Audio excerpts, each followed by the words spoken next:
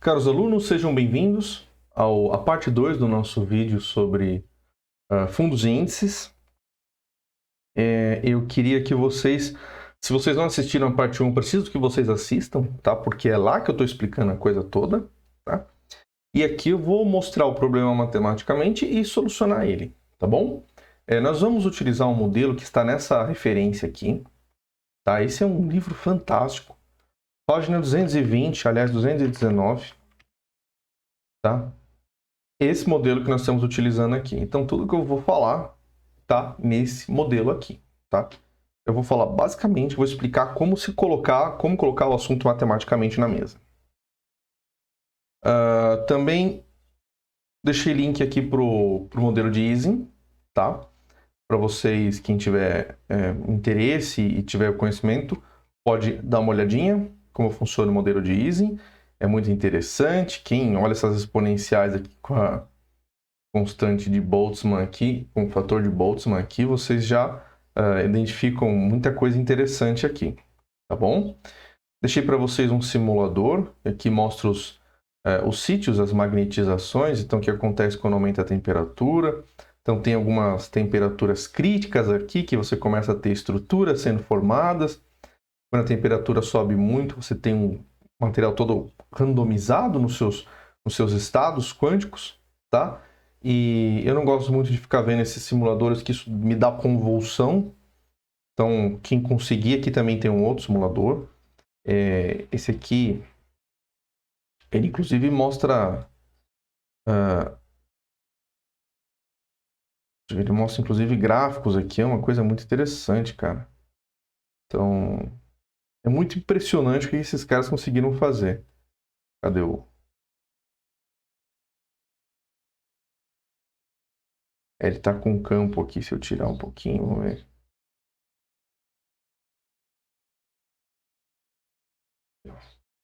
Existe uma temperatura crítica aqui entre 2 e alguma coisa, 2,26.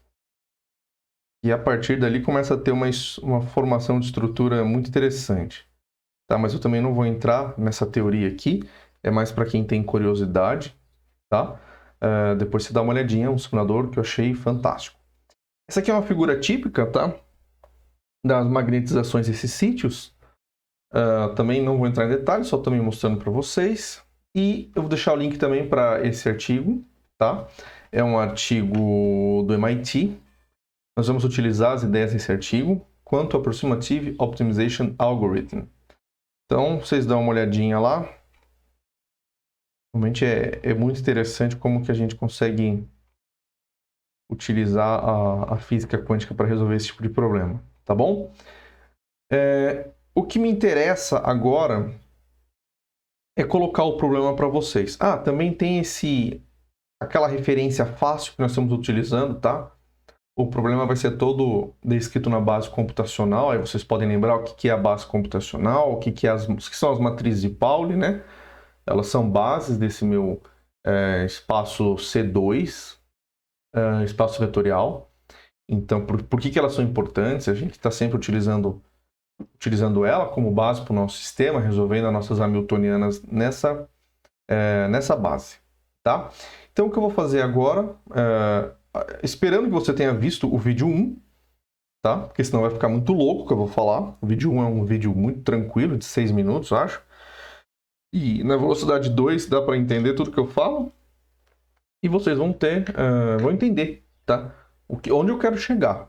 Eu não vou explicar aqui que eu já expliquei lá. Bom, vamos lá, vamos pôr matematicamente um problema. Eu tenho um fundo, um índice com N ações. Eu quero fazer um fundo com que ações? Com menos ações que N, tá? A pergunta é, eu preciso fazer uma escolha inteligente. Quantas ações que tem que ter esse meu fundo? Quantas eu quiser, tá? A questão é, se esse fundo aqui é igual ao S&P, tem 500 ações, e eu quero reproduzir ele com 10 ações, quais são essas 10 ações que eu devo escolher? E depois, como é que eu devo balancear, tá, esse fundo? Esse é um problema que está colocado naquela referência que eu falei para vocês. E o importante agora, eu quero escolher primeiro as 10 ações. Tá? A técnica que eu vou apresentar para vocês, ela é muito inacreditável. tá? Ela basicamente, se eu tiver os resultados de cotação de um hedge fund, tá? Você não precisa nem me falar o que está lá dentro, tá? Eu descubro, tá? Eu consigo, quer dizer, eu não preciso descobrir 100% o que está lá dentro, mas eu consigo reproduzir o conteúdo desse hedge fund se eu tiver um poder computacional grande o suficiente, tá? Então é muito impressionante. Como é que o problema se dá? O problema se dá da seguinte questão: eu quero montar uma carteira que tenha Q ativos, tá? E que ela seja o máximo semelhante da minha carteira. Ela tem uma semelhança muito alta, tá? Então suponha que eu tenho uma função aqui que mede semelhança. Pode ser correlação, para você ter uma ideia, mas nós vamos utilizar o Dynamic Time Warping, tá? Que também tem vídeo disso aqui. Suponha que isso aqui seja correlação, tá? Do ativo I em relação ao J. X é uma variável binária, tá? Ela vale 1 ou 0. O que eu quero, o que eu estou vendo aqui é a soma, tá? Dessas semelhanças. Na verdade, a palavra semelhança é perigosa porque no contexto da álgebra linear, a gente utiliza matrizes semelhantes, então eu vou trocar semelhantes por similares, tá? Porque a gente já reserva semelhantes para um resultado. Então, eu quero que minha semelhança, tá, seja o máximo possível. Como nós vamos utilizar o Dynamic Time Warping, tá? Eu quero maximizar essa aproximação. O Dynamic Time Warping ele me calcula a distância, tá? Dos ativos. Então eu quero maximizar essa aproximação. Pode ficar com a impressão que eu estou querendo maximizar a distância, tá? Mas se você tem a distância entre os ativos, a maximização ela vai... O único vínculo, o único resultado possível, extremo do que eu estou buscando aqui é a aproximação, tá? Ou se você estiver chegando num resultado ao contrário, pega o complementar, tá? Que você vai estar chegando numa maximização, que é de uma aproximação. Tá? Essa é uma característica desses problemas variacionais. Tá? Eles sempre estão procurando extremos, eventualmente um extremo por infinito não é uma resposta. Tá? Então, quando ela acha um extremo, geralmente é uma minimização, tá? De alguma coisa que você está tratando. O infinito nunca é extremo para nada, tá? Ele nem entra na conta.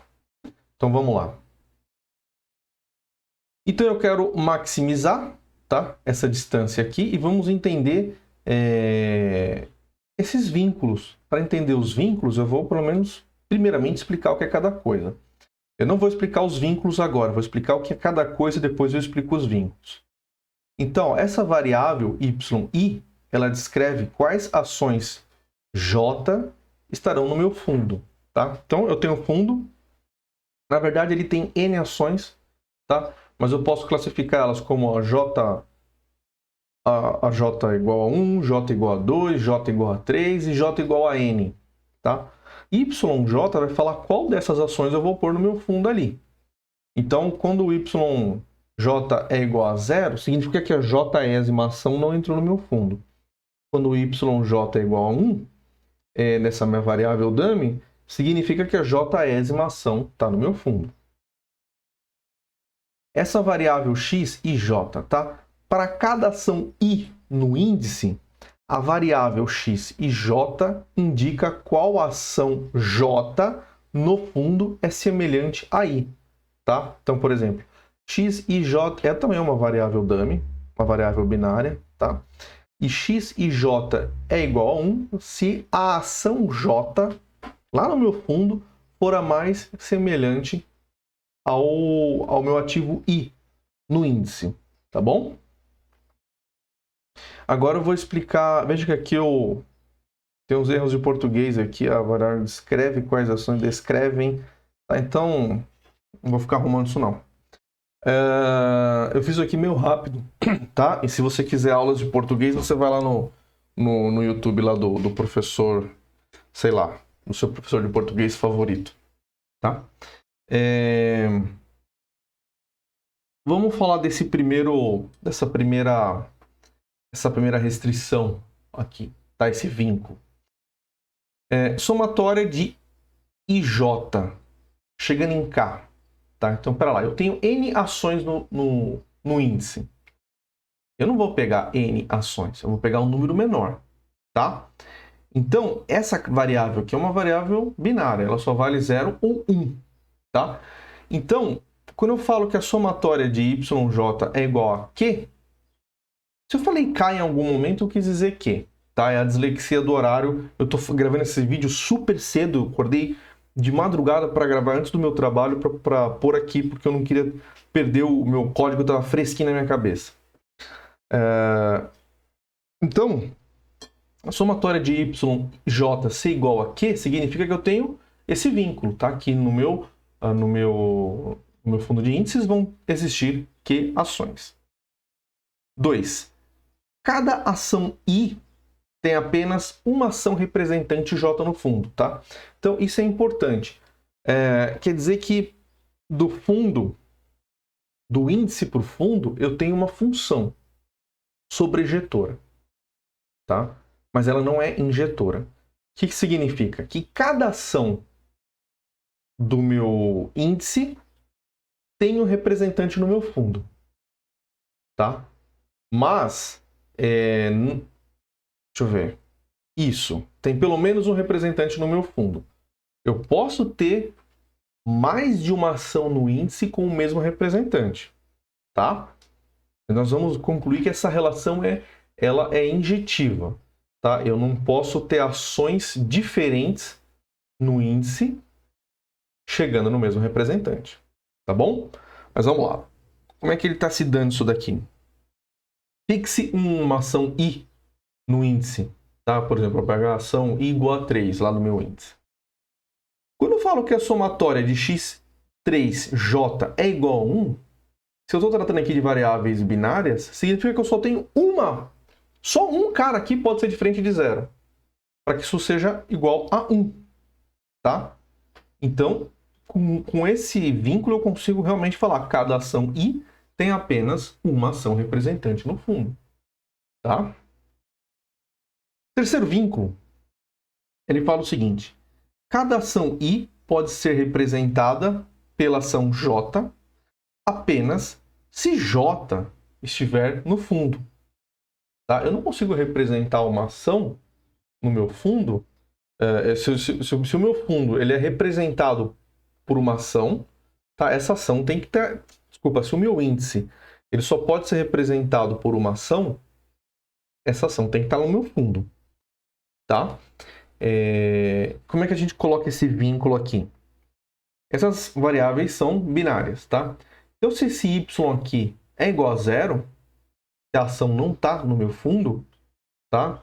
Então, esse meu x também tem que ser 0, tá? Então, não tem ninguém representando ela, ok, tá? Agora, pensa só, se esse x é igual a 1, tá? Se eu tenho uma ação que se aproxima da minha ação do índice, essa ação tem que estar no meu fundo, tá? Então, é basicamente isso. Pensando aqui, operacionalmente, por que isso poderia dar problema se... Porque assim, como que você entende hipóteses Quando você vai ler um teorema, e você vai olhar as hipóteses do teorema, quando é que você entende ela? Quando você arranca as hipóteses e vê o que estragaria no teorema, tá? Um problema como esse, que está sendo dado, foi estudado por alguém, é interessante você... E se eu tirar os vínculos? O que acontece, tá? Então, por exemplo, se eu tirar o primeiro vínculo, eu não estou falando quantas ações eu tenho que ter nesse meu fundo de índice, tá? Se eu tirar o segundo vínculo, eu vou estar falando, tá? Que, por exemplo, uma ação lá no meu índice pode ter 2 representantes, tá?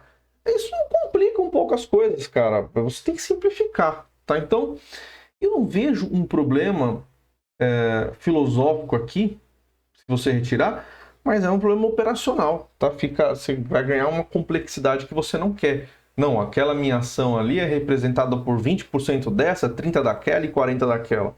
Então, não é um problema, tá? É um problema mais de conceito... Não é um problema conceitual, sim operacional. Você colocar esse vínculo aqui para você ter resposta.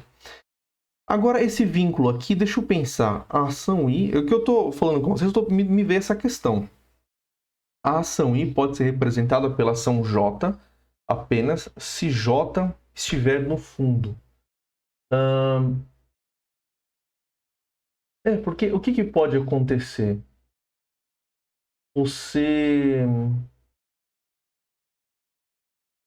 Ela basicamente está dizendo que toda ação no fundo, toda ação no índice tem que ter um representante no fundo.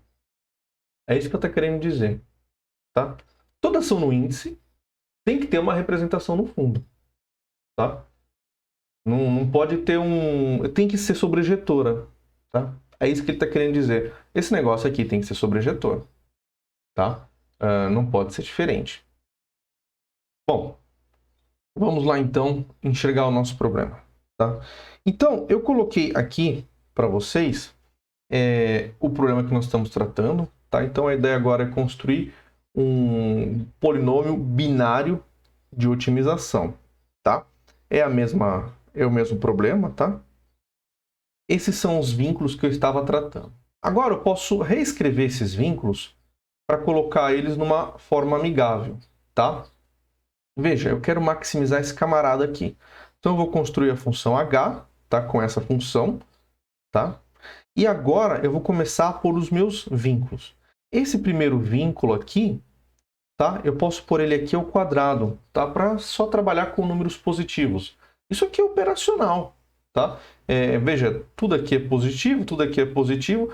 Eu posso pôr isso aqui ao quadrado, tá? Minimizar um quadrado é igual a minimizar um resultado, não a raiz desse resultado, tá? Visto que a raiz positiva, né? Visto que o método do mínimos quadrado é exatamente isso. Eu minimizar os quadrados é a mesma coisa que minimizar a função, tá? As derivadas vão funcionar iguais, tá? Você vai ter uma minimização, é procurar uma derivada igual a zero. Tudo que é coeficiente vai jogar por multiplicação por zero, eu vou ter o mesmo resultado, tá bom? Então, eu quero minimizar esse cara ao quadrado, tá? Esse vínculo vai entrar ao quadrado. Aí eu tenho que pôr um coeficiente. E aqui vai entrar algumas simplificações para o modelo rodar bonitinho. Eu vou colocar que esses coeficientes aqui são todos iguais, tá? Para a gente chegar numa resposta viável aqui com a computação que nós temos acesso, tá bom? Embora nós vamos fazer um trabalho de Quantum State Vector, tá? O simulator, isso dá para ser feito, tá? No computador quântico propriamente, mas mesmo assim, os acessos gratuitos, dificilmente você vai conseguir trabalhar com esses coeficientes diferentes. Então agora já entrou uma simplificação no modelo, vai ter um custo isso, tá? Mas não tem problema. Esse segundo vínculo aqui, ó, também boto ele ao quadrado aqui. Na verdade, esse segundo vínculo, agora que eu estou me dando conta, tá, perfeito. Você veja que aqui ele está somando em J, tá? Eu tenho que ter uma somatória em I aqui fora, para cobrir todos os Is. Porque aqui eu estou falando, dado um I, tá? O vínculo é esse. Então, eu tenho que ter o vínculo para todos os Is. Então, tem aqui essa somatória. Agora, o que mais eu tenho aqui? Esse vínculo aqui, ó. Esse vínculo aqui, como ele tem um menor igual, eu posso colocar dessa forma aqui, ó. Tá? Ele vai chegar no mesmo resultado. Tá certo? Por exemplo, se o x e j é igual a 1, esse cara aqui tem que ser 1. Então, ó, se o x e j é igual a 1, para essa igualdade valer, esse cara aqui tem que ser igual a 1. Se esse cara é igual a 0, esse cara pode ser 0, 1. Se esse cara é igual a 0, a igualdade já está feita. Então, esse cara aqui pode ser 0, 1. Então, eu posso pôr ele desta forma aqui, tá? Que é mais conveniente, tá? Essas variáveis, elas não tem como ter outro valor aqui. Isso aqui é sempre positivo, então não preciso pôr quadrado. E aqui ele colocou um último vínculo, que seria, na verdade, para cobrir esse sinal de igual aqui. E esse cara aqui vai cobrir o sinal de menor aqui. Ele fez um split desse menor igual para esses dois vínculos aqui. Foi isso, tá bom? Então agora eu tenho a função h.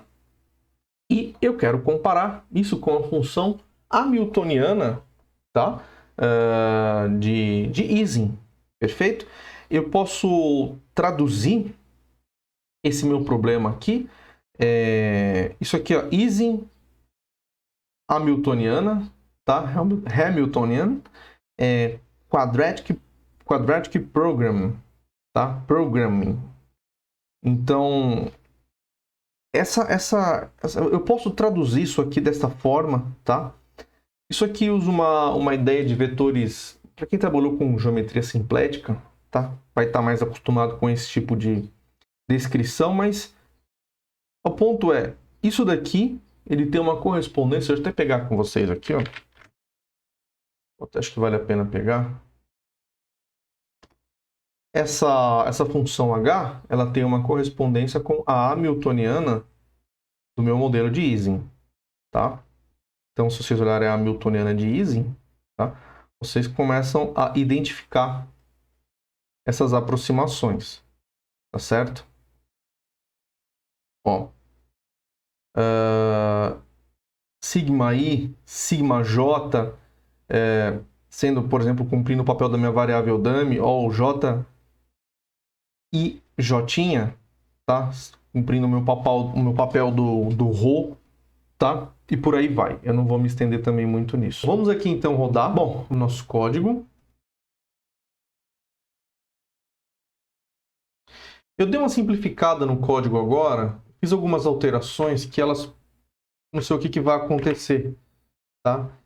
Vocês vão perceber que eu estou chamando um monte de coisa aqui que eu não vou utilizar, tá? Mas não encanem com isso, é porque o código, ele estava fazendo algumas comparações, vendo uma solução, por exemplo, se a Ciplex estava rodando, que é a solução de um programa da IBM, uma solução clássica, ver a Ciplex comparando com a solução quântica. Eu estava comparando aqui os hamiltonianos, tá? Se de formas diferentes eles estavam funcionando. Olha aqui a Y-Finance para pegar os dados, que nós vimos na aula passada, tá? E eu simplifiquei um pouco o código, então pode ser que alguma coisa aqui não saia 100%, tá? Mas vamos ser fiel aqui à proposta. Então, estou chamando aqui ações Petro e Alpargatas, completamente aleatório isso aqui, tá? Vocês podem pôr o que vocês quiserem.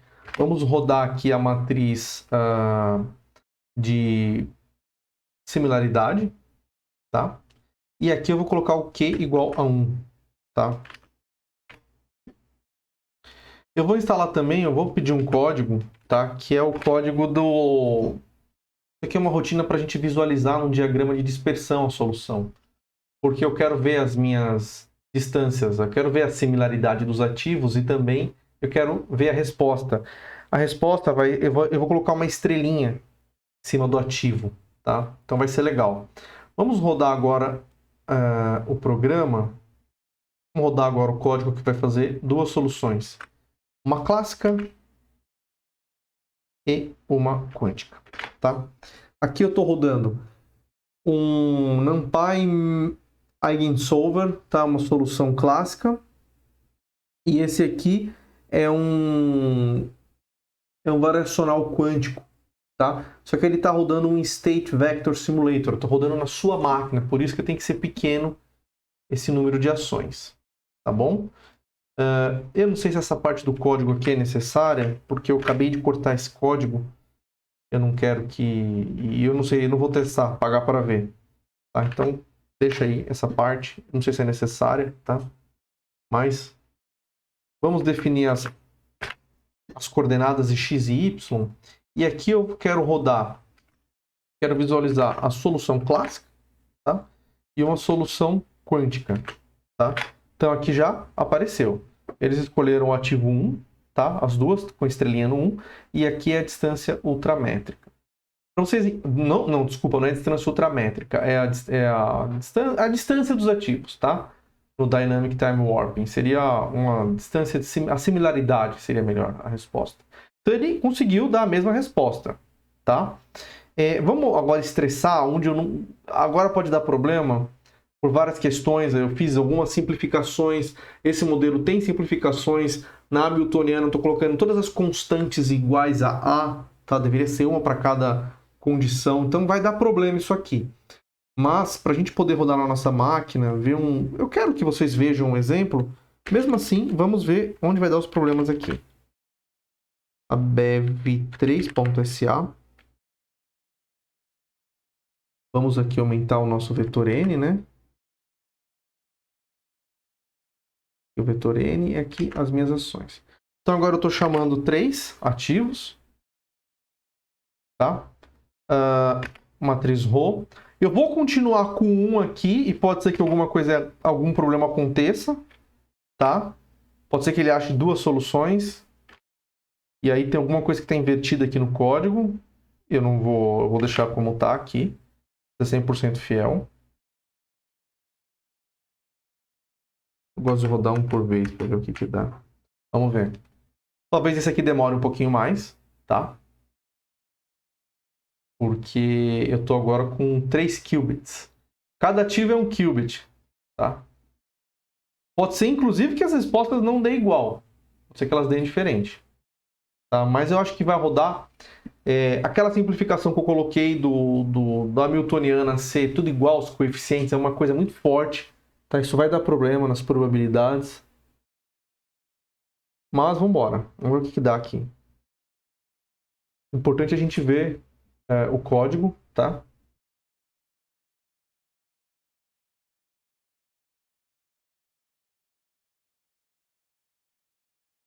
Ok, rodou. Então aqui é legal que você consegue ver as distâncias, tá? Dos ativos. Então, ele escolheu o 0 e 1 aqui, esse aqui escolheu o 0 e 1, e agora eu vejo um problema, né? Tem alguma coisa bugada no código, porque era para ele escolher um só. Tá? Então, eu não entendi o que aconteceu, mas olha só. Já dá problema nas probabilidades aqui, tá? Por causa das simplificações que eu estou fazendo. Agora, curiosidade, se eu colocar aqui igual a 2, o n igual a 2, ele seleciona só uma. Então, o q igual a 2, ele está selecionando só uma. Então, tem alguma coisa aqui que está invertida. Mas não tem problema. Esse código, embora ele tenha esse q aqui, para você escolher, tá meramente ilustrativo, né? Porque ele foi construído para rodar com 2 ações. Mas eu não consegui pegar onde que está a inversão aqui. Aqui, eu testei esse código um pouco antes de rodar aqui com vocês. E quando eu coloquei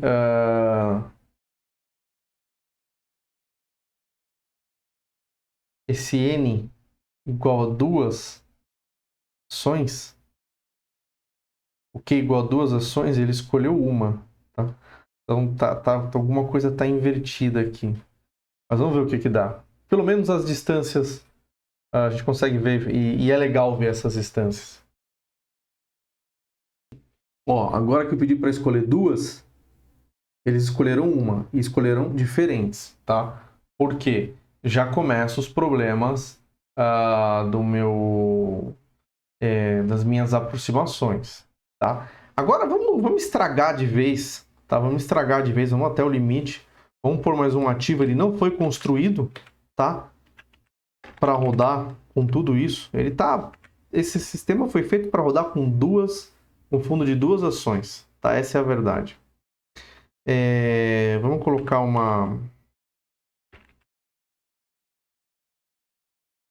Santander aqui. Vamos ver o que dá. Vai demorar um pouco. Eu não sei quanto, espero que seja menos de 1 hora. Nos vemos na resposta. Com 4 aqui, o negócio azedou totalmente, tá? Então, você vê, quando eu falei que eu simplifiquei de verdade esse código, tá? O que eu queria mostrar para vocês é a ideia por trás, tá? E no mundo real, a gente vai se aproximando, isso aqui é um primeiro contato, a gente pode se aproximando mais da resposta mais para frente. Eu deixei aqui separado, e essa distância que nós estamos vendo, essa semelhança entre os ativos, ela não é uma métrica, tá? Ela não serve como uma distância rigorosamente, porque ela não respeitaria essa última propriedade, que é a desigualdade triangular, tá bom? Então, ela dá uma noção de distância, mas não é de fato uma distância. Tá? É um bicho diferente. Tá bom? Senhores, é isso. Eu vou deixar o código para vocês. Eu espero que vocês tenham gostado. Eu não espero que vocês entendam nem use isso agora para sua vida. Tá? Isso é uma coisa muito científica, mas isso vai ficar muito comercial em muito pouco tempo. Tá bom? Um grande abraço e obrigado por assistir o vídeo.